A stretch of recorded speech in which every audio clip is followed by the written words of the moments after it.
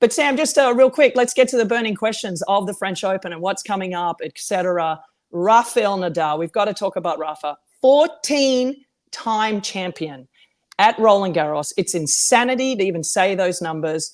But just, your thoughts on him going to the tournament, playing the tournament, the decision to possibly not or to play the French. Just give me your thoughts on him. Yeah, that is the storyline at the French Open this year. Will Rafa play? If he plays, will it be his last event? And we're just kind of waiting. The tournament starts in about a week and 6 days next Sunday, and everyone wants Rafa to play. I think everyone wants to see him play at Roland-Garros one last time. We hope that he goes out there and plays well. We know he's going to fight. He's got grit. He's got what it takes to go out there. He's going to fight for every point. But myself, along with the rest of the world, wants him to go out there one more time. So I hope he does.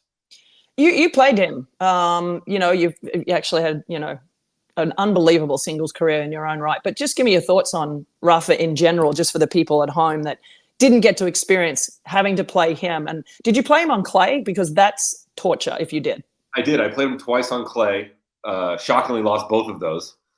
But, right from the get-go, you've seen it. When you're flipping the coin and you're up at the net with the referee, he's bouncing up and down. He's looking at you. You're intimidated right off the bat. You know that when you're up 40-love, he's going to make you earn that next point to win the game.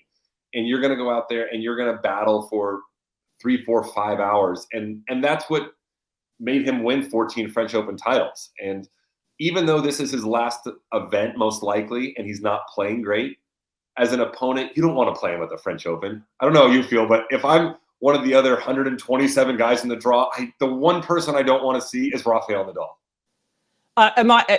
Except for this year, maybe. I mean, is there if you were still playing on tour and you saw that he's not playing great going into the French, that's why the doubt is he going to play? But is there a part of you as a player on the ATP tour going into the French Open going, you know what? This might be the year that I don't mind playing him, because can you imagine that you're the person that puts him into retirement at the French Open? I don't want to be that guy. I remember the one time I overlapped with Andre Agassi in a tournament was the 2006 U.S. Open, his last tournament, my first tournament. And I just remember thinking, I don't want to play him. I don't want to be the jerk that sends him off to retirement. Maybe that's a bad mindset, but I never wanted to be that guy. So other people might have a different thought process and want to be the guy that, hey, I finally beat Rafael Nadal on clay. But for me, it was like I just didn't want that feel. I felt like everyone was going to hate me. Like, oh, that's the guy that beat him in his last match, that jerk. Yeah, it's interesting. That just proves that you're actually an empathetic, nice guy, because I think there are some guys in the locker room that'd be like, yeah, there would be nothing better than to say, I beat him in Paris at the French Open on his best surface, and I'm the one that put him into retirement there. I don't know. I think there's some psychotic players out there that wouldn't mind doing that. No, you're absolutely right. Most of the players actually probably have that mindset. Okay, give me Rafa. This is the time. I haven't been able to beat him for the last 15, 16 years. This is my one opportunity. Let me get it. You don't think, these guys in 20, 30 years time are going to be like, yeah, I beat Rafa in Paris. What's the big deal? Right, yeah. He was on. 3 people have done it. You're going to be a group of 4 that has beat Rafa in Paris. I mean, that number is absolute insanity. 112 and 3 losses in the French Open. I mean, can you just explain to people at home how absolutely bonkers that is? I mean, Chris Evert had an incredible career. Her numbers, arguably, as far as win percentage, are actually better than Rafa's, but she also didn't play as many as he did in the end.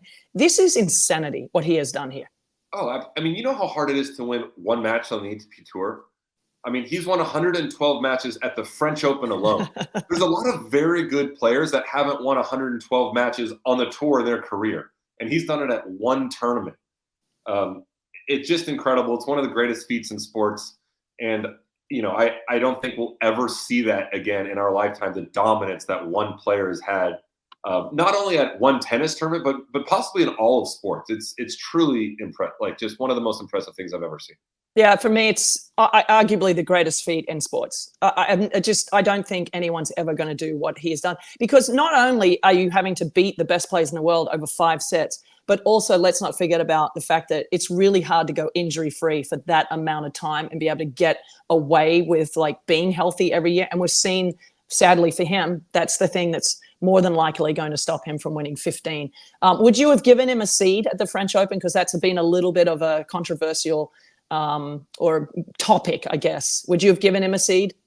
I would not have given him a seed, even if he was ranked, they see the top 32 at the French Open. Even if he was ranked 33 right now, which he's not, he's ranked in the hundreds, I still wouldn't have given him a seed.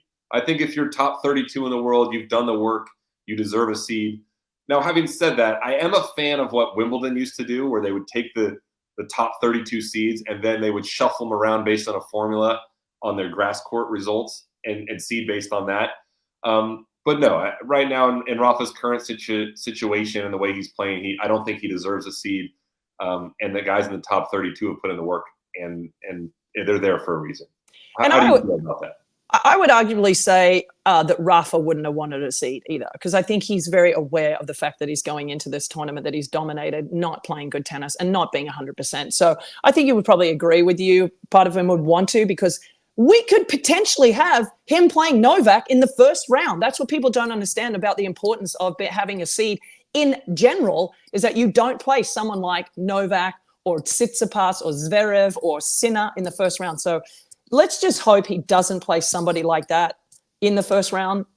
We'll wait and see for the draw to come out.